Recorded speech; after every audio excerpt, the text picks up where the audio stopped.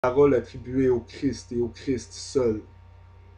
Et comme le rocher sur lequel ces mots se tiennent, les 10 commandements ceux donnés à Moïse par Dieu.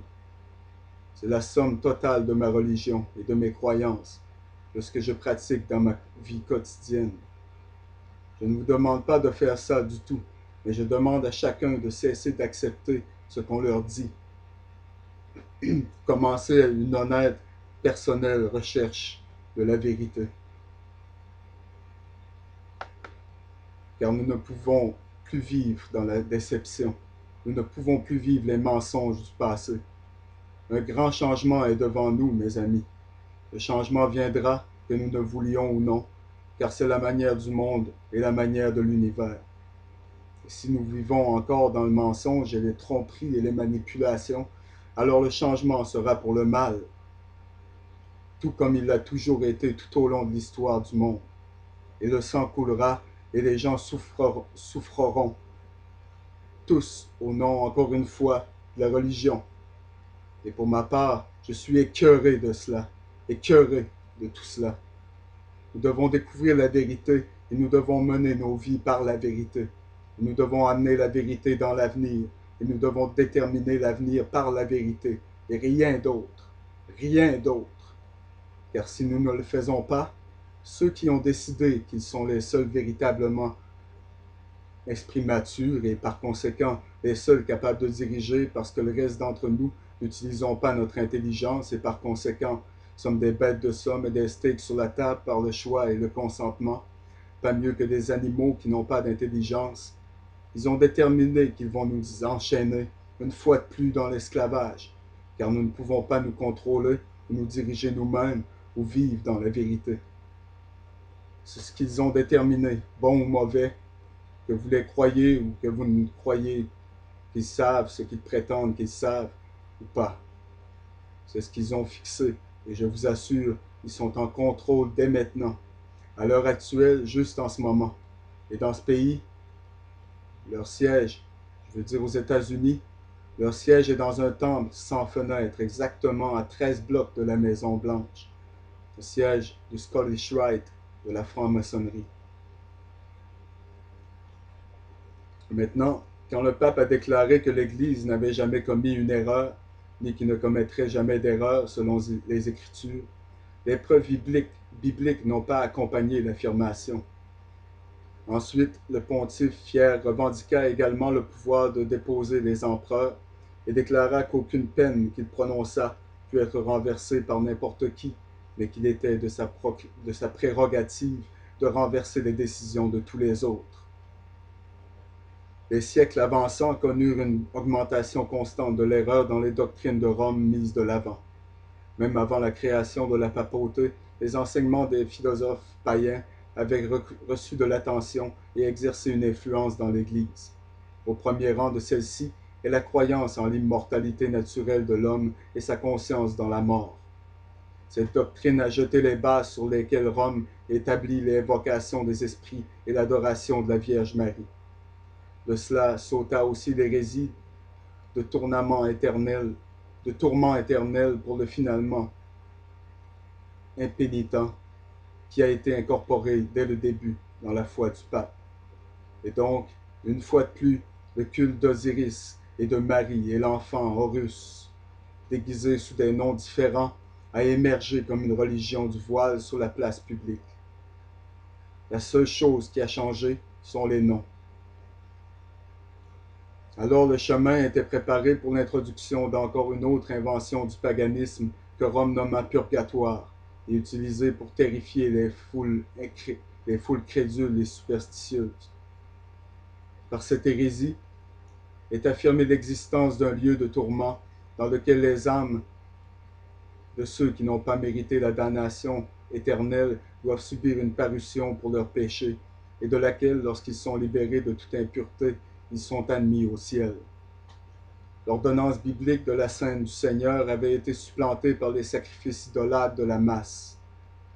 Les prêtres papales prétendaient, par leur momerie insensée, convertir le pain et le vin simple dans le réel corps du sang et du Christ, le corps et sang du Christ. Ce sont les mots exacts, le corps et le sang du Christ, écrits par Cardinal Wiseman. La présence réelle du corps et du sang de notre Seigneur Jésus-Christ dans la Sainte Eucharistie, prouvée par l'Écriture, lecture 8, section 2 à 26. Mais aucune écriture n'est citée. Avec une présomption blasphématoire, ils ont ouvertement revendiqué le pouvoir de créer Dieu, le créateur de toutes choses. On exigea de tous les chrétiens, sous peine de mort, d'avouer leur foi dans cette horrible hérésie insultante pour le ciel. Beaucoup de ceux qui ont refusé ont été livrés aux flammes, ont été brûlés au bûcher. Faut-il s'étonner que le collège invisible, les fidèles du mystère de Babylone, ceux qui se disent les gardiens des secrets des âges, haïssent le christianisme? Encore une autre fabrication était nécessaire pour permettre de tirer profit de Rome par les craintes et les vices de ses adhérents. Cela a été fourni par la doctrine des indulgences. La rémission complète des péchés, passés, présents et futurs, et la libération de toutes les douleurs et les peines encourues ont été promis à tous ceux qui s'enrôlaient dans les guerres du souverain pontife pour étendre sa domination temporelle, pour punir les ennemis ou exterminer ceux qui osaient nier sa suprématie spirituelle. Les gens ont également appris que par le versement d'argent à l'Église, ils pourraient se libérer eux-mêmes du péché et aussi libérer les âmes de leurs amis décédés qui étaient enfermés dans les tourments des flammes. Par de tels moyens, Rome remplit ses coffres et maintint la magnificence, le luxe et la prétendue représentant et le vice des prétendus représentants de celui qui ne l'avait pas, qui n'avait pas où préparer sa tête. Et l'ancien empire romain a prospéré sous le couvert du Vatican, la papauté, l'Église catholique. Au 8e siècle a été établi le plus terrible de tous les moteurs de la papauté, l'Inquisition, que le prince des ténèbres forgea avec les dirigeants. Au 13e siècle a été établi le plus terrible de tous les moteurs de la papauté, l'Inquisition, que le prince des ténèbres forgea avec les dirigeants de la hiérarchie papale. Dans leurs conseils secrets, Satan et ses agents contrôlaient l'esprit des hommes mauvais qui inventèrent des tortures trop terribles pour apparaître aux yeux des humains. Babylone la Grande était ivre du sang des saints. Les formes mutilées de millions de martyrs imploraient Dieu de les venger de ce pouvoir apostate. C'est un mot à mot de l'histoire, mes amis. Le papisme était devenu le despote du monde. Les rois et les empereurs saluaient les décrets du pontife romain. Le destin des hommes, tant pour le temps que pour l'éternité, semblait sous son contrôle. Pour des centaines d'années, les doctrines de Rome avaient été longuement et implicitement reçues, ses rites effectués avec révérence et ses festivals généralement observés. Son clergé était honoré et généreusement soutenu, mais le midi de la papauté était le minuit du monde. Cela a été écrit par J.A. Willey, l'histoire du protestantisme.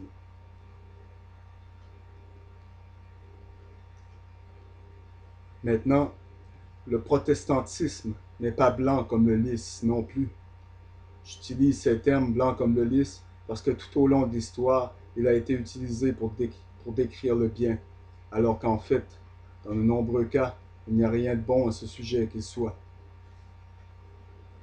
Le protestantisme, mes amis, a commencé à la Réforme, quand Martin Luther se révolta contre le pape.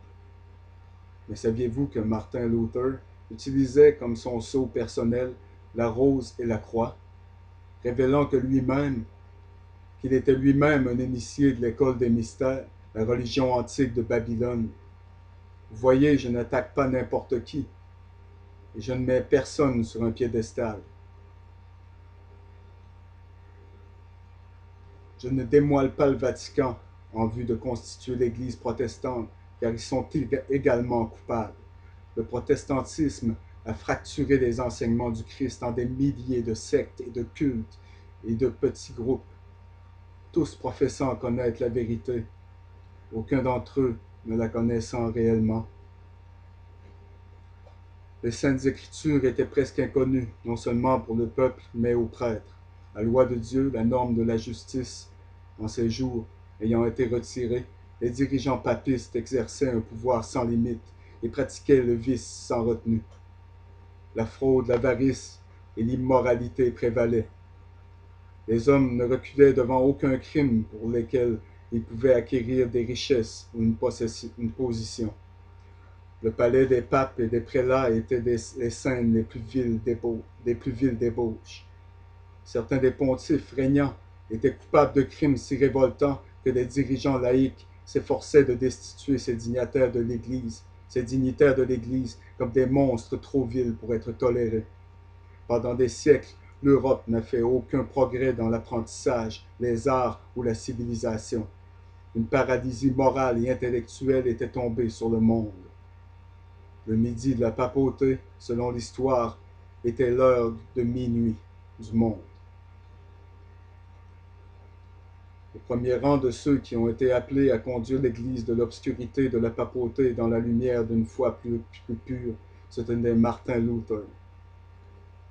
Et c'est ce que les gens croient, mais Martin Luther lui-même était un initié de l'école des mystères, un adepte de la foi du mystère de Babylone, comme l'était le pape et la hiérarchie de l'Église catholique.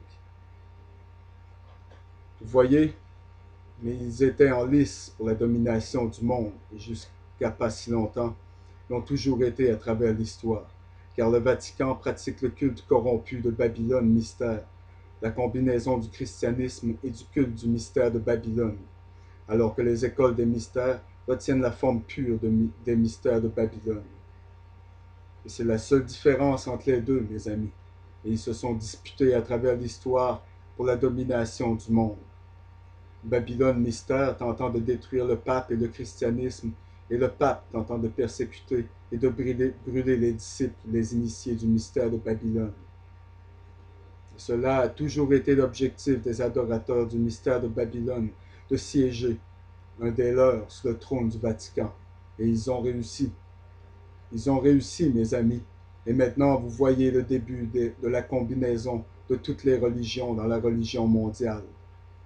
Et alors que tout le monde et le mouvement du nouvel âge peut-être attendre l'émergence de Maitreya, je vous le dis maintenant, et n'oubliez pas que je suis assez précis pour faire des prédictions. Cela est basé sur l'étude et la connaissance, pas la capacité psychique, pas un don de Dieu, même si je suis un messager, je peux vous l'assurer. Je vous dis que dans le nouvel ordre mondial, ce leader charismatique et religieux mondial sera assis sur le trône de Rome. De Rome. Croyez-en ma parole. Et pour ceux d'entre vous qui ne comprennent pas encore, la religion protestante a été créée par les écoles du mystère pour faire tomber, abattre l'autorité du pape, tout comme cette nation, les États-Unis d'Amérique, a été créée par les écoles des mystères pour renverser les monarques, les rois et les reines de leur trône. Vous voyez, ce que vous voulez croire, même mes amis, c'est correct avec moi. Disons simplement croire d'une position de connaître la vérité. Bonne nuit et que Dieu bénisse chacun de vous.